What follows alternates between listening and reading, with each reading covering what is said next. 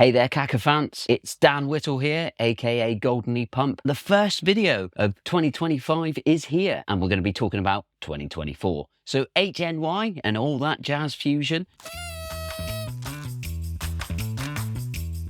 To kick things off, let's take a look at my Apple Music replay for 2024. All the tracks that I've been obsessed with. We're also going to take a more in-depth look at any track from 2024 that I've listened to more than 5 times in the last 12 months. So things could get interesting. This is one of a few videos that I'm planning for January. I'm also going to be doing a video examining the worst albums on offer from 2024. And of course, the classic Cacophony Sessions podcast is back with Martin, Tom and Jim, as well as myself, ranking our favourite albums from 2024. That'll be coming in early February with us recording in the next week or so. I hope you had a good December. I started off January ill with the flu, so that's where I've been for the last couple of weeks, but I've put some fresh batteries into the machine and the content churn is back. Go to cacophonysessions.com for more updates and keep an eye on our Patreon, which I'm going to be relaunching very soon and give you the opportunity to let you decide what you want me to review, but more on that in detail in the upcoming Album of the Year episode. Let's start off looking at my listening from 2024.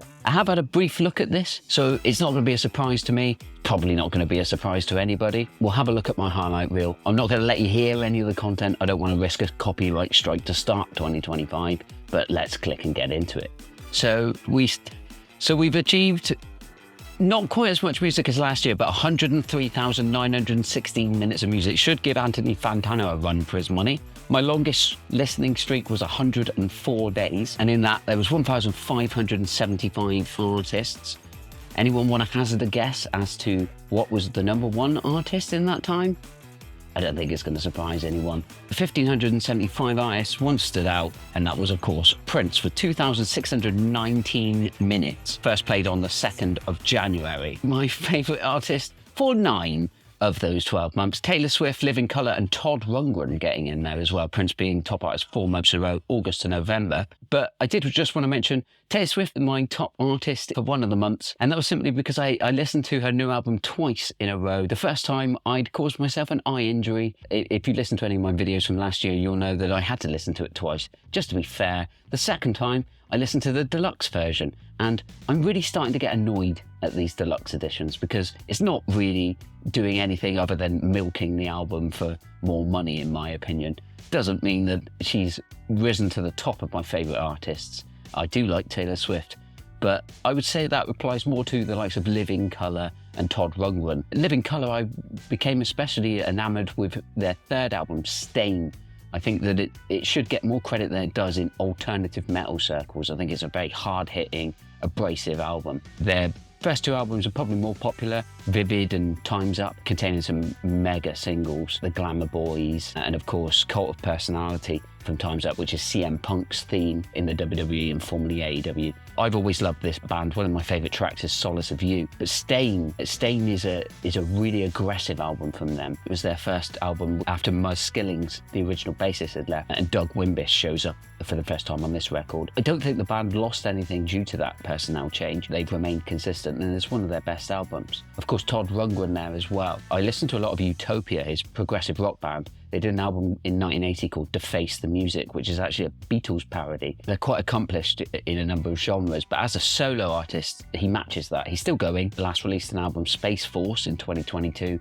He's very much taking pot shots at the new president, Donald Trump, going back a number of years, but his 70s output, Something Anything, is an amazing album, as is A Wizard, a True Star and Hermit of Mink Hollow. His 70s output is almost unmatched. It's rivaling Bowie, it's rivaling Stevie Wonder, in my opinion.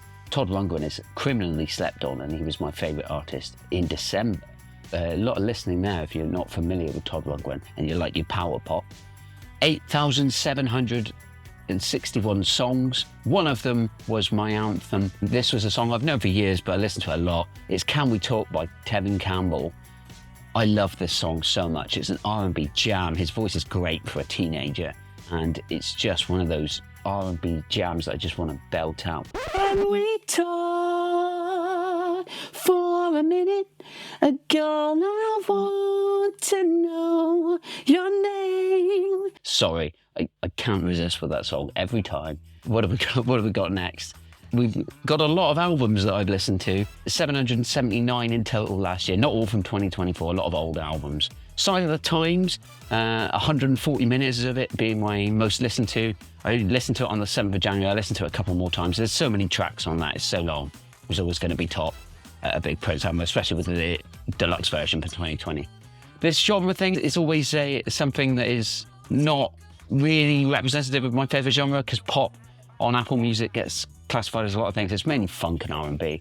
Favourite song, Can We Talk? Favourite album, Sign of the Times. A lot of music there. Sly and the Family Stone are a band I got heavily into their early stuff this year. I've always been familiar with their 70s output. There's a riot going on. But their early psychedelic soul is amazing. I think that Stand is a 10 out of 10 album. It's one of the first albums that I actually think is a 10. There's a lot of 60s records that I don't quite think are as good as people say they are. But I think Stand by Sly and the Family Stone is every bit as good as all the plaudits it receives regularly. I think it is an outstanding piece of work. Of course, Sly and the Family Stone had Larry Graham, who invented slap bass as well. So songs like Thank You for Letting Me Be Myself Again, which is one of the most important funk songs of all time, they're always going to be in my regular rotation. I listen to a lot of David Bowie all the time. I'm become a big fan of Lodger, his 1979 album. I think I prefer it to Heroes, the second album in the Berlin trilogy. Low has always been my favourite, and I even like the really slow, contemplative instrumental tracks on the back half of that album.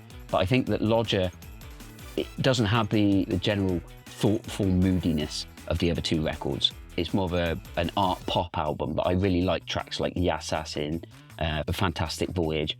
Amazing stuff. Stevie Wonder is always going to be in my top 5. Just so many classics, so many great albums. That 70s period, I think the classic Stevie Wonder period, where his albums run from Music of My Mind up to Journey of the Secret Life of Plants in 1979. I would even include Hotter in July. I think that is unprecedented in pop music. I think that maybe only Prince beat him in the 80s. I think if you look at Prince from probably the self-titled 1979 album all the way up to the Batman soundtrack in 1989, there's not really any skips. These are mega artists that we're talking about. Heavily into pulp this year. As you will know, I did my Oasis video back in October with David Stubbs, and as part of that I was listening to a lot of other Britpop or Britpop adjacent bands. Pulp were clearly my favourite. I love all of their albums, with the probable exception of Freaks, their 1987 album. Not my favourite, but everything else they've done. This Is Hardcore is incredible. I think I prefer it to Different Class. His and Hers is also a marvellous record. And if you can get your hands on their compilation from, believe it was 92 or 93, Intro, The Gift recordings, it's got a lot of their lesser known singles on it, and that is actually really enjoyable as a collection of songs. It's not really an album. Compilations can't really be classified as classics in my opinion, but there are some greatest hits albums that do have, or compilations that do have important songs on it. Is always important to remember. Kendrick Lamar, my 6th favourite artist of the year. He released GNX this year, which is one of my favourites. I do really enjoy that record, but we'll get on to favourite records or a bit more in a couple of weeks' time. Childish Gambino, another one who's released 2 albums this year with the re-release of Atta Vista, as well as Bando Stone in the New World, which was a good release, but I didn't enjoy it as much as Atta Vista. I think that if you listen to it when it had a different name back in 2020, it was a good album, but it wasn't great. But the 2024 re-release of it is outstanding. I can't really include it in my albums of the year list though, because it's not really a new album. It's a remix of an old album. But again, that's more for the album of the year discussion, I would say. Funkadelic, always going to be up there. Absolutely addicted to the 1978 album, One Nation Under a Groove, which is one of their most popular songs, but it also has tracks like Who Says a Funk Band Can't Play Rock, which is incredible. Cholly, Funk Getting Ready to Roll is addictive. And Lunch Metaphobia, Think It Ain't Illegal Yet, which is one of the bonus tracks. That's an incredible song. I can't stop listening to that. And then rounding out the rest of my top artists, Michael Jackson gets enough plays on my shuffle from several of his classics to be up there. I don't really go and listen to his albums all that much, but sometimes when certain songs come on, like Billie Jean, I Can't Help It, you just can't skip it. George Michael will always be up there as well. Not got the largest discography, only released a few albums in his lifetime, which is always a shame, but Listen Without Prejudice is one of my favourite records of all time. A lot to be admired on Faith, Older, and even Patience as well. And of course he's got Symphonica and songs from the last century, but I've always loved George Michael. I think that everybody who's familiar with this channel knows that already. Elton John is actually my 11th most listened to artist of the year. I listened to quite a few of his albums. Blue Moves, Captain Fantastic and the Brown Dirt Cowboy I returned to this year. Lots of great stuff. Not so great now though. James Brown, again, somebody whose albums are can be very patchy, but there's just the number of singles that I love. And even some of the more obscure late 70s records, like Take a Look at Those Cakes and Get Up Off of That Thing, which is one of my favourite records of his. He really did have longevity. His records from the 50s all the way up to, I think the last record he put out was The Next Step in 2002. And there's always something worth listening to. It's never groundbreaking after about 1980. It's very much funk, but some of the early records show a lot more versatility, and then he just remains really listenable, even at his most basic. Todd Rundgren, as I mentioned there, is also in my top 15. Earth, Wind and Fire, and some of their jams are just unreal. I really like one of their early albums. The second album after the self-titled album, The Need of Love, has Energy on it, which is a great track. And you can see how they would grow into one of the most influential soul, disco, funk acts of all time. Amy Winehouse, earlier in the year, go check it out. I did a video on Amy Winehouse for the Slammin' 7 series. So I really got into the nitty-gritty of her material. Again, like George Michael, there's not a lot of it. She only put 2 albums out in her lifetime, and there is, of course, a posthumous release, but they're all worth checking out. Songs, as we said, Can We Talk was my top. I don't tend to replay a lot of songs over and over. They do come up on shuffle if I've marked them as a favourite or something like that, but I don't sit there and play songs on repeat. So you'll see some of these don't actually look like I played them that much, but comparatively to other tracks, it's quite a bit. A Dream Is All I Know from 2024 is probably my favourite song of the year. I saw the Lemon Twigs live this year. They were amazing. The record is great, as was their previous record. But A Dream Is All I Know is 60s psychedelic pop, power pop. They've really captured that late 60s, early 70s aesthetic, and this is one of my favourite tracks by them. Training Season by Dua Lipa surprises me, 11 plays, because I've kind of gone off that song. When I first heard it, I thought, oh, great, Dua Lipa's back with a new album, and the album's not that great, and that single, once you've heard it a couple of times, it doesn't really have that much impact on it. And I think that working with Tame Impala in 2024 didn't really do her any favours. I think Tame Impala himself is starting to sound like he's making the same record over and over again, and I think he needs to do something different. Not Like Us, Kendrick Lamar, single of the year, without doubt. Whether you like Drake or not, you can't deny that it was an effective takedown. It's probably not my favourite of the diss tracks. I really like Family Matters, the way it's designed as a letter to his individual family members. Not Like Us is just the party bop, and he got everybody on his side, so it still gets a listen when it comes on. Good Luck Babe by Chapel Roan, amazing song, really like that. It's very Prince-like. The synths are fantastic, her voice is incredible. She didn't put an album out in 2024, she put an album out in 2023, and it's okay, but I'm expecting good things from her this year if she's going to put a follow-up out. My Golden Years by the Lemon Twigs got 9 plays. That's another great track from that album that I really enjoy.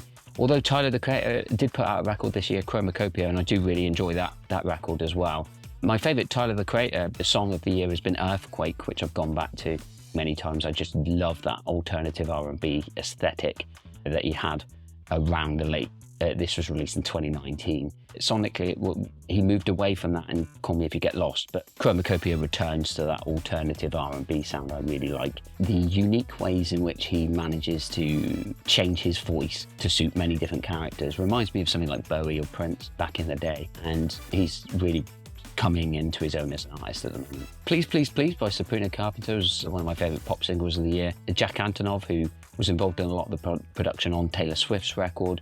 Sometimes there I felt that it was a bit too bare bones, and this track is really bare bones, but it just works. I think it's the subject material of her dreading the embarrassment that she gets from some of the men that she's been with in her life is palpable. She's a lot more self-aware than a lot of other pop artists would be at this kind of stage in their career, because she's still very young. Euphoria, didn't mention that. I've played it more times than Family Matters. I don't know if I enjoy it more.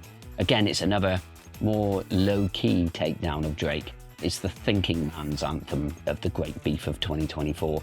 Angel of My Dreams by Jade, formerly of Little Mix. I really like the kind of mashup of styles on this, and similar to Tyler the Creator, she's very versatile and presents a lot of different characters within the space of a few minutes. Didn't go so much on Fantasy, the follow-up, but It Girls come out early this year, and that's quite good. So I'm looking forward to Jade's album. I think she has a lot to say in an entertaining and funny way of doing it. She's got a lot of personality that comes out in her music. Million Dollar Baby by Tommy Richman got eight plays. I really like that song. The album was too slight, too basic, and there weren't enough ideas on it, but Million Dollar Baby hits. It's almost like a throwback. He sounds a little bit like Raphael Sadiq from Tony in places.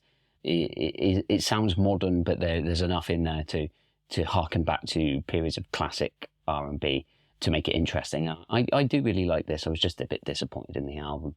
A Guess by Charlie XCX featuring Billie Eilish was one of my standalone singles of the year. I know I say about I'm not a big fan of deluxe editions, and Brat was very much the same for me. The extended edition of Brat wasn't something that I was prepared to put on the whole way through again, but I did listen to pretty much all of the individual tracks that were on it, and I think this wasn't the best one because it wasn't necessarily a reworking of a track that had been previously released. It was very salacious, very provocative, and a lot of fun on that track, I would say.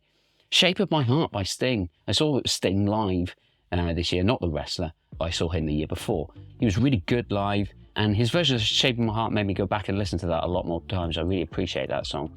I was more familiar with the Craig David song, Rise and Fall, that came out in about 2002, 2003 and had Sting featured on it. That was my first exposure to the central riff of the song that's based around. But this is a much better song. It's a classic. Flying by Living Colour, which isn't from Sting, which I just raved about. It's from the album after that, Kaleidoscope, after they'd taken a bit of a hiatus. And I covered this on the Spookin' 7 edition of the Slammin' 7. Go watch that video if you haven't seen it already to explain what this song is about. But it's quite a thought-provoking song. And this is, of course, followed by another, one of the most thought-provoking songs of all time, Someday We'll All Be Free by Donny Hathaway, who, again, I covered at the very start of last year in a Slammin' 7 video, so go check that out if you haven't seen it already. Albums, it's a bit skewed because of it tends to be based on how long you spend listening to it. So if you listen to a long album or listen to a long album twice, it's going to be there. Some of the Times is my favourite album of all time. I do think it is the greatest piece of work by a recording artist. It's number one. It's probably always going to be my number one because as long as I listen to it at least 2 times, it's going to get more minutes than anyone else. The same with Touch Poets Department in that it was simply there on the merit of it being longer than the other albums that I listened to that month, and I had to listen to it twice. Faith was something I revisited a couple of times. It's not my favourite George Michael record, but it has got a lot of great singles on it. And although I think some of the production is aged a little bit because I think he was trying to ape a lot of what Prince was doing, especially on songs like Hard Day, but it's still worth listening to. It's still always good to return. Tracks like One More Try and Kissing a Fool are some of my favourites of all time. Frank was an album that I went back to a lot when I was doing my Amy Winehouse research. Really enjoyed that record. I think Back to Black is the definitive Amy Winehouse record as well. 1999, again, similar reasons to Sign of the Times. It's there because it's really long, but it's also an incredible record. A lot of the special editions for Prince, this one came out, I think, 2019. It has a track called Do Yourself a Favour on it. So a lot of which is an amazing solo reinterpretation of one of the songs that he did in one of his bands when he was a teenager. And I just think that a lot of the material on these Prince Deluxe editions, some of the unreleased tracks are incredible and will always be adding minutes to these albums. Something Anything, I mentioned it before, by Todd Rundgren. Absolutely impeccable record. It shows off a lot of early production techniques that he would go on to use to good effect for other artists making their albums. I Saw the Light, Will It Make Any Difference? Wolfman Jack, The Night the Carousel Burned Down. These are some absolutely mega tracks, and it really does engage you for the full length of a double album, just like Sign of the Times in 1999. Brat got 85 minutes. I listened to it a few times. It's not my album of the year, and spoiler alert, it's not going to be featured on the 2024 video that's coming. It didn't make my top 4. It didn't make any of the other guys' top 4. It's a good record. I think it's like I scored it more than an 8, but I just think that the marketing and the saturation of it didn't live up to the hype. I don't think it's as good as the marketing told us that it was. And by the time the deluxe edition came out, I was done with all the tracks. It's also very heavily linked with the whole Brat Summer thing. and Kamala Harris got involved in the viral marketing of it. And with her abject failure, this has, for me, tainted that whole period. It just comes across as a little bit silly and a little bit self-indulgent. I prefer Crash, the album that she put out before. Not a bad record, but I just think that it was forced down our throats too much, and I don't think it's as good as, especially somebody like Fantano, who gave it a 10. It's not that, not at all. Blue Moves, I mentioned by Elton John, another really long record, but good record. I wouldn't say it's anywhere near Elton John's best record. That's Goodbye Yellow Brick Road, but I would put it below the likes of Captain Fantastic and the Brown Cowboy. I'd put it below Caribou. There's better records than this, but it's still a good record. The second toughest in the Infants by Underworld. It's my 9th, I guess, top album of 2024. These aren't my favourite albums, they just happen to be the longest albums I listen to. That's a great album. It's one of the most influential albums in certainly British dance music in the 90s. You can see how, alongside the likes of Aphex Twin, dance music turned from being something that was seen as a novelty into something that was a lot more atmospheric, a lot more intelligent. And this is part of that movement.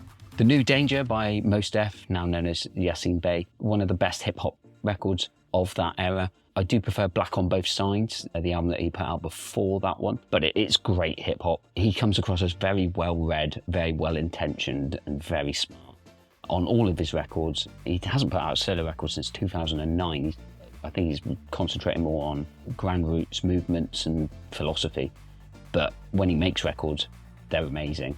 Generation Terrorists by Manic Street Preachers, which I think is their worst album in the 90s. I've listened to it a couple of times and it really doesn't hold up to me as anywhere near as good as Gold Against the Soul or The Holy Bible, which I think is their best record. Even going as far as Everything Must Go, I think, which has a lot more indie pop sensibilities to it. But I just think that Generation Terrorists is too long, too overblown, and the production doesn't really hold up as well for the sound that they wanted.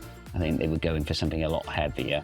I think that something else like The Holy Bible sounds a lot better at doing. I think they sound a little bit naive on a few of these songs on this debut record. And Liturgy 93696 is black metal that I listened to right at the very start of 2024, one of the longest albums that I listened to.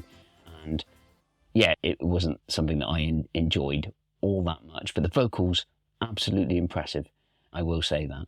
In comparison with last year, it's always going to be Prince, as you can see. I actually listened to half as much Prince last year as I did the year before. So I think I am branching out and spending more time listening to different artists, which is good, but it's probably going to be Prince again in 2025. Let's be realistic here. Can We Talk was my most played song 2024. Pearls by Jessie Ware was previously. So at least in 2023 I was being contemporary. I'm very much nostalgic, recalling the 90s R&B period with Tevin Campbell there. But who knows what it'll be this year. And probably going to be a Prince album. Again, the 537 minutes for Diamonds and Pearls there is because it was a brand new deluxe edition, so I had to listen to all the unreleased tracks, and that was always going to win. At Sign of the Times there, I think I played the full record and then quite a few of the unreleased tracks in a row, which is why it goes up to 140 minutes.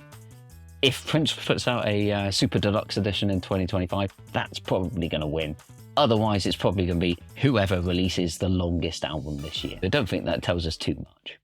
For the second part of the video, I want to do a deep dive into the songs from 2024 that I've played more than 5 times. I don't just want to talk about old songs today. I want to give you an idea as to some of the songs from 2024 that you should really be looking to get in your ears as soon as possible. We'll start here with Judge Judy by Tyler, the Creator. As mentioned, I am a big fan of Eagle, the album, and I did also really like Chromacopia this year. It's got a lot of R&B vibes that I enjoy. This album's a lot more introspective than a lot of his other material, and this is one of the tracks which he slows it down a little bit to let us know that he's not judging Judy for her sexuality, and he lays down some quite vulgar lyrics, but it's in good taste, and it goes alongside of the theme of the album, looking at his past and learning from his past to understand who he is. I think it's a great track. It's a more mid-tempo number. It's not one of the big bangers on the album, but I enjoy it nonetheless. Taste by Sabrina Carpenter is, as mentioned on the Cacophony Sessions Goes Pop, one of my favourite pop singles of the year.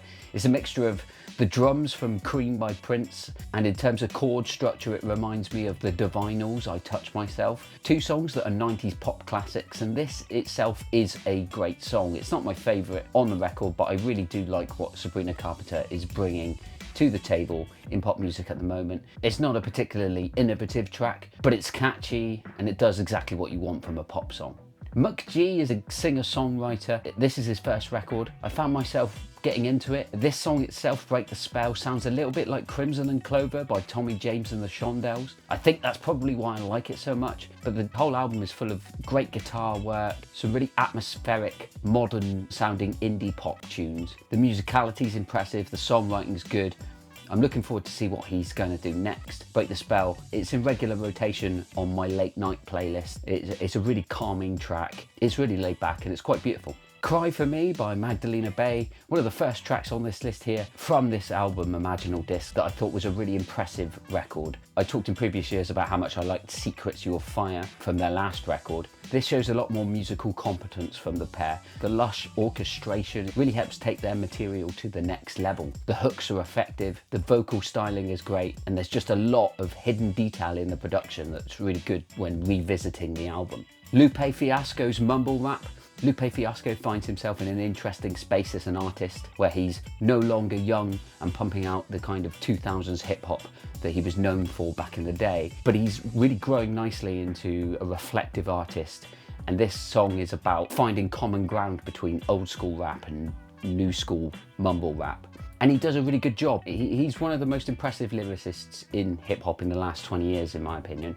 His flow's always great, and the production on this track is wonderful as well. I really enjoyed this. We have No Promises to Keep from Final Fantasy VII Rebirth soundtrack. As a song itself, probably shouldn't be going too in depth into this, but it's sung by Aerith in the game. I love that game to bits. It's probably my favourite video game of all time. The way that this song tackles the themes about reunion and fulfilling promises to meet again, it really did make me cry, and that's a really hard thing, so it must be doing something right. Love this song, love everything about this game. If you've got a PlayStation 5, play it, but it's coming out on PC soon. So make sure, if you're into video games, and especially if you loved Final Fantasy VII, this remake series is amazing. Not Loose, not my typical style, but wow, this album really gets you hyped. This one features Poppy, who herself had a really good album, Negative Spaces, which was produced by James Ford, who's just left Bring Me the Horizon. This song demonstrates a playfulness and a sense of musical growth from the band, as it does go into a reggae tone style rhythm, which I enjoy, and I find that Poppy's vocals really complement Brian Garris's vocals on this. He's an excellent vocalist when it comes to metalcore and the harder hitting material. TV Off from Kendrick Lamar, which has one of the most memeable moments from all of the music of 2024. Mustard! In homage to DJ Mustard, who is producing some of the best hip hop material out there at the moment, and this is no exception. TV Off is a great track in the middle of the album. It retains that West Coast bumping rhythm that is comparable to Not Like Us, and there's lyrical themes about society being messed up and turning the TV off so that we don't witness it. But ultimately, as Lefty Gunplay says at the end with his featured cameo, shit get crazy, spooky, hilarious. So there's a lot of theming going on throughout this album, and this track is one of the most radio-friendly moments on the record, I feel. Baddie on the Floor by Jamie XX. I really liked this Jamie XX album. It's one of the best dance records of the year, and this is probably one of the biggest floor fillers of the year. It's just a straightforward dance music. It's not trying to be too intelligent. It's not trying to push any envelopes anywhere. It's just designed to get people on the floor. A good vocal hook from Honey Dijon, and some really accomplished production work from Jamie XX himself. Great track, love this one. Hiatus Coyote, a band that I've been into since about 2015 when I listened to the record from that year, Choose Your Weapon. They tend to be a kind of neo-psychedelic soul band. Vocalist Napalm has a really strong voice, but this record itself is a lot heavier and a lot more guitar based than they usually put out, and I found myself really drawn to this one. All of their material is good to listen to, but this particular one hits a little bit harder, and I'm returning to it more and more, so check it out if you haven't already heard it. They're a good Australian band that have been going for a number of years, and they seem to always fly under the radar, so check out Cinnamon Temple if you can. Starburster by Fontaine's DC. No doubt Martin will be talking about this on the Album of the Year episode. This is one of my favourite singles from Fontaines DC. It's got that radio friendliness that their previous albums perhaps lacked, and they seem to be coming out more in terms of their personality. This one and Favourite was two of my favourite tracks from what I feel is their best album so far, but that's a discussion for another day, as you'll see next month.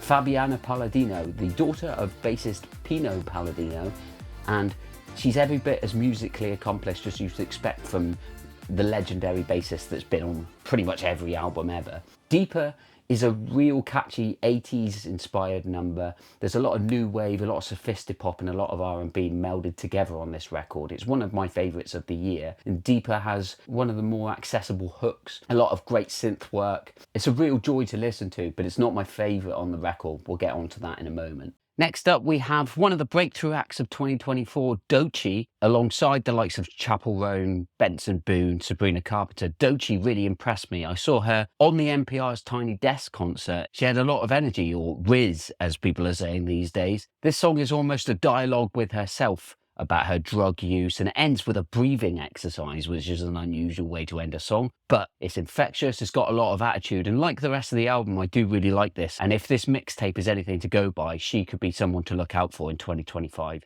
certainly. Cry Baby by the Colts has a catchy guitar riff, which I've been unable to get out of my head all year. The album itself is not really very impressive. The band have been going for a number of years, and this is the first time I've really paid any attention to them. I really do like this song. It will continue to get regular airplay from me. I like the vocals, I like the instrumentation, I like the production. It's a really good alternative rock number in the post-punk aesthetic. So check it out if that's your bag. Chromeo, another band that I've been into for a long time. They seem to regularly release synth funk dance floor stompers that I really enjoy. This one features LaRue, who herself has had a synth pop aesthetic thing going for a number of years as well. It's good to see them collaborate. This is a catchy number, and it's one that I don't really turn off every time it comes on a shuffle. So if you're a fan of Chromeo, if you're a fan of LaRue, certainly get this in your ears. You won't regret it. Strangers by Bring Me the Horizon. Bring Me the Horizon, a bit of band that I've been slowly getting into over the years. Their first few albums are really great. There Is a Hell, Believe Me, I've Seen It. There Is a Heaven, Let's Keep It a Secret, and Sempiternal are great records. They've gone in a more hyper-pop direction, which is unusual, but this one's catchy. It's got a really strong chorus, and as always, their production is phenomenal, and Ollie Sykes has always got one of the best voices in modern metalcore, and it hasn't changed in 2024 as far as I can tell. This is a really strong number from an album that I thought was quite ambitious, but a little bit spotty in places. But nonetheless, there's a number of songs on this album that are worth checking out, especially if you're already into Bring Me the Horizon, in which case you probably don't need me to tell you anyway. Another track from Chromacopia, this one is sticky, and this one is a bop. It's ridiculous, the Lil Wayne verse is ridiculous, the Glorilla verse is excellent. Putting her next to Sexy Red really shows up Sexy Red. I don't think she's anywhere near as good as Glorilla, but that's besides the point. This all comes together for a bit of a silly hip-hop collaboration that won't get out of my brain. A lot of things to take pleasure from here. Wonderful listen. If you're not into your modern hip-hop, this may not be for you. Certainly is for me, though. Please, Please, Please by Sabrina Carpenter. I've already talked about this before. I like the Jack Antonoff production. As I mentioned on the Cacophony Sessions Goes Pop, I like the key change in the second verse. Completely empathise with the idea that she's going to be embarrassed by a ridiculous man. So Sabrina Carpenter continuing to get a lot of love from me, a lot of love from the chart-buying or chart-streaming public, and long may it continue, because I think she's been a great addition to pop music this year. And now we're getting into the serious tracks. The next one is Jelly Roll by Mono Neon. Mono Neon is a funk bassist who was actually one of the last bassists to work with Prince before he died. And he's put out these psychedelic funk albums for years. Some of them have been okay. It's very unfocused. This is his most focused project. He's actually got George Clinton introducing it, which is always a bonus. And Mavis Staples, the wonderful, legendary Mavis Staples on it. And it's just a lot more fun. He's experimenting a lot more with pop vocals, and Jelly Roll is, for me, the funkiest track on it, and will be the only time that I refer to Jelly Roll in 2024 as a good thing. Murdergram 2 by LL Cool J and Eminem.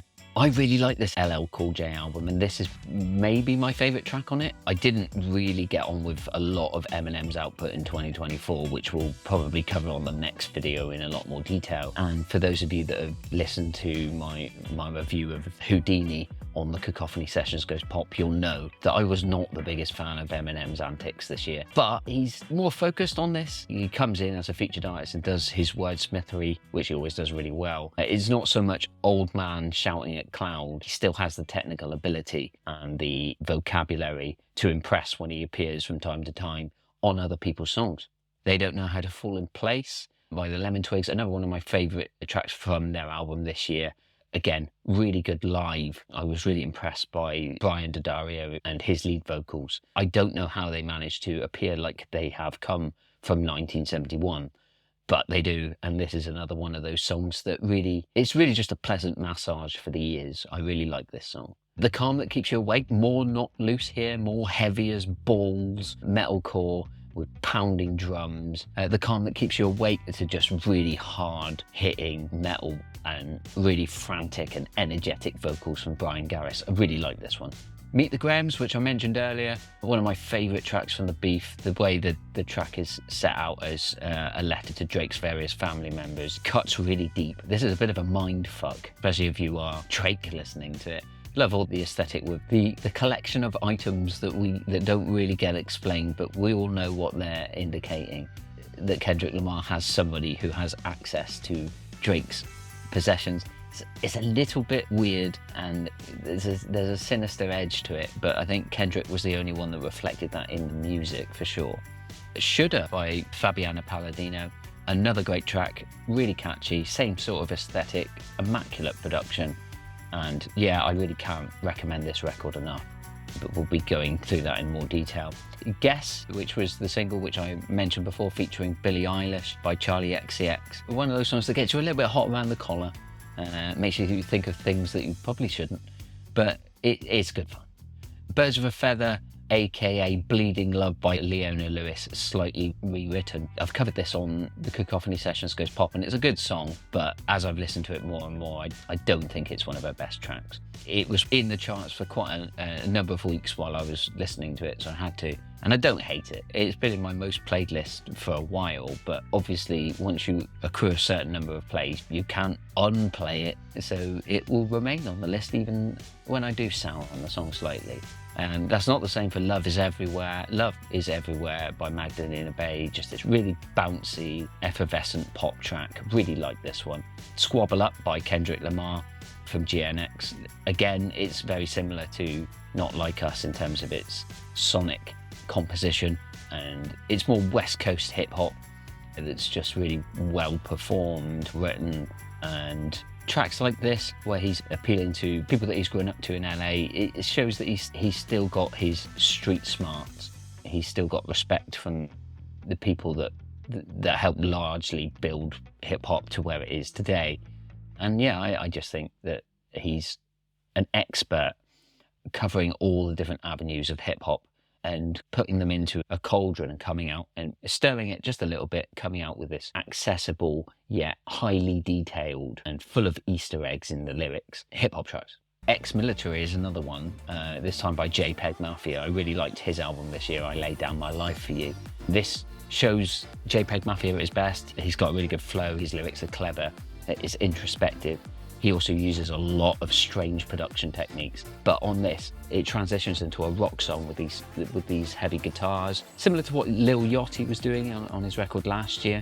It really shows just how bold and just how capable as both a rapper and a producer that JPEG Mafia can be. Again, he continues to improve, and I wouldn't be surprised if we got another banger from him this year. Angel of My Dreams, I've already mentioned, by Jade. Really looking forward to what she comes out with this year. I like her voice, I like her personality, I like her style. She's just a good pop artist, but she's got a good story as well coming up through X Factor. There's a lot of veiled allusions to her time in reality TV. So I do think that the upcoming album could have some interesting lyrical content as well to hear, aside of how she's grown it up as a pop star.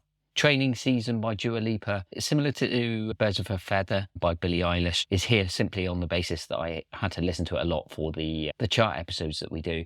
And as I've listened to it more and more, I don't think it's quite as good as I first thought this song. It's quite pedestrian. I think that may come from the fact that I was disappointed in the album itself. She worked with Tame Impala. Tame Impala's starting to just coast and make the same song over and over again. I think this album was a victim of that production. This song is probably the best thing on the album, but it's not that memorable in the grand scheme of things.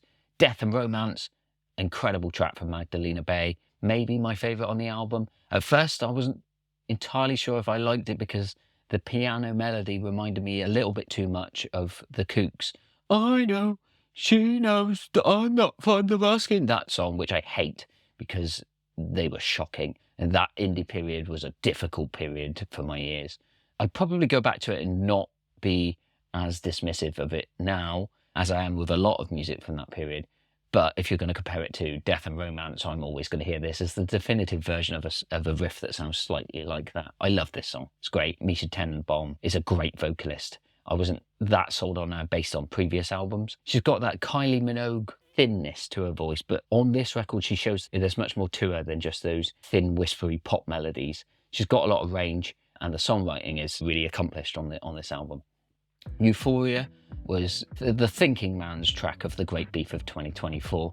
I'm not sure I enjoyed it more than Meet the Grahams. I really like how that track is structured. This is more lyrical hip-hop. I really like it. There's a couple of moments, the fact that he gets the Haley Joel Osment reference wrong and calls him the wrong name, it just peeves me a little bit, but then I guess Kendrick Lamar has got better things to do than fact check based on an actor that was popular in the 2000s. Although I think he's done, I don't do films very much. Pretty sure he was in the first season of The Boys, but he's not really pursued acting a great deal, so you can forgive Kendrick Lamar for not remembering his name. But if you're going to put down such a great burn, get the name. Not that I should be lecturing Kendrick Lamar on how to write hip-hop, but I guess this is what we're doing in 2025. Yes, and Ariana Grande. Little similar to the tracks I've mentioned, like Training Season by Dua Lipa and the Billie Eilish song.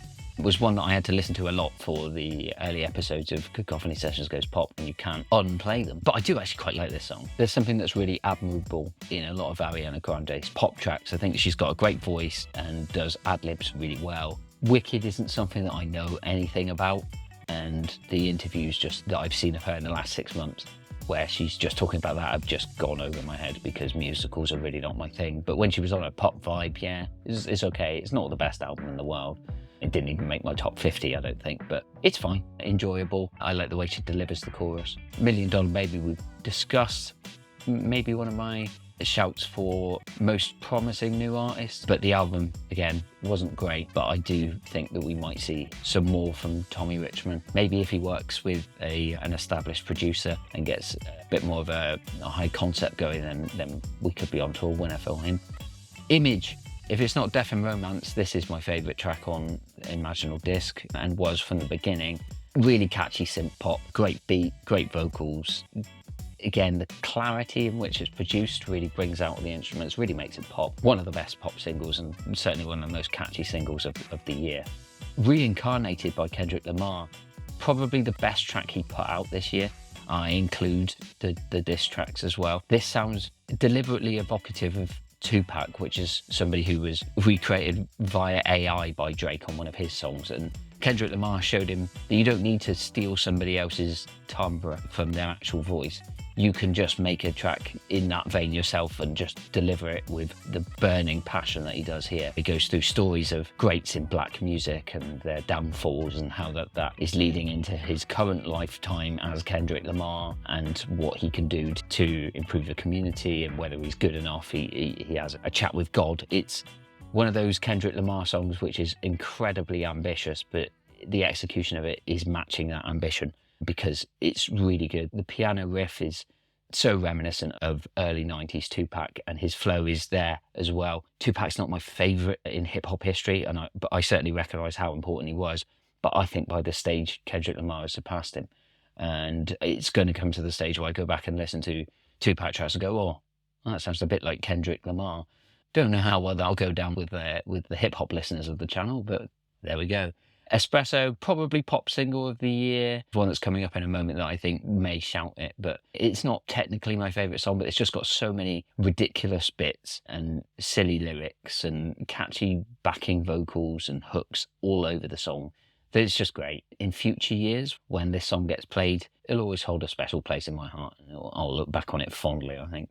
My Golden Years, the Lemon Twigs. This was the first single of the album. It's a more guitar-heavy sound from their previous album, Everything Harmony, but straight away recognisable as a 70s pastiche, especially with the guitar tone that they use, and they've retained the use of harmony from their last record to really enhance all these songs. Really good song. There is one from the album that I've mentioned and will be higher in this list from that record. Nothing Matters by The Last Dinner Party, one of the best alternative rock tracks of the year. Abby Morris is a good singer. The instrumentation is good, the album works. And yeah, it's an expletive-laden radio hit, which is always fun, but it's never fun when you have to listen to the actual radio edits that remove the swearing and take all the bite out of it. But yeah, I'll be looking out for The Last Dinner Party to see what they do going forward. I think this was a good impression to make on their debut record with one of the most airable tracks of the year. Good Luck Babe we've discussed. A really fine song from Chapel Roan. Looking forward to what she does next. 360 is the song that may rival Espresso as the pop single of the year. I can't really deny how catchy this is and how the hooks in this song really sink their fangs into you every given opportunity. It is the case throughout the whole album, but as I mentioned, the marketing cycle put me off this album a bit. But I can't deny that, yeah, 360 and 365, the remix that closes the album, are really good slices of hyper pop and that show that 2024 is still a good time to make pop music and still an exciting time for mainstream artists. I just think you can go too far with it. Can You Look in the Mirror? Probably my personal favourite song of the year. I keep returning to this. It's the catchiest track on Fabiano Palladino's album, in my opinion. Reminiscent of neo-soul, but new wave and sophisti-pop at the same time. Really good hook, great vocal performance, but it's a great pop vocal performance, and the instrumentation, as with all the tracks on this record, is really well done. Not Like Us, it's up there I think this is number 2 for the most plays of the year. DJ Mustard and Kendrick Lamar can't really do any wrong this year, even when it comes to subject material where you're essentially just calling a fellow artist a child molester on record. And the artwork is designed to complement that in how it builds controversy. One of the most memorable from 2024 with the news story that it was involved in with the beef and just the whole aesthetic of everything. It was a good feel-good song for 2024, unless your name is Aubrey Graham. Number 1 most listened to song of the whole year is A Dream Is All I Know, which I've talked about from the Lemon Twigs before, and they are certainly, spoiler alert, they're not going to be in my top 5, but they're releasing albums with regularity at the moment that are coming into consideration for Album of the Year most years. They were last year, they are this year. They are excellent. With this particular song, it's catchy, the harmonies are amazing, the melody is really rich, but also it's very nostalgic at the same time. They're one of the most exciting acts around at the moment. Check out the Lemon Twigs if you haven't already. And those are all of the tracks that I've listened to more than 5 times this year. The next video will be my least favourite 10 albums from 2024, a little bit more dour than this one. As I mentioned, Album of the Year, which is coming in early February. There's also a Slammin' 7 that I've got in the pipeline that I should be releasing in the next couple of weeks as well. The content for 2025 will be much the same as it was for 2024, but I'm going to be refining it. I'm going to be trying to do more regular content as well. We may even see the return of the Rock Jail series as well sooner than later, but stay tuned with that one. Go to cacophonysessions.com for all our videos and our blog updates. Let me know your thoughts on my favourite music. If you think my music taste is terrible, let me know in the comments. If you think I've got immaculate music taste, then thank you, you're correct. Hit that like button, subscribe to the channel, and the most important thing for you to do is to stay funky. Happy New Year, 2025, let's do it.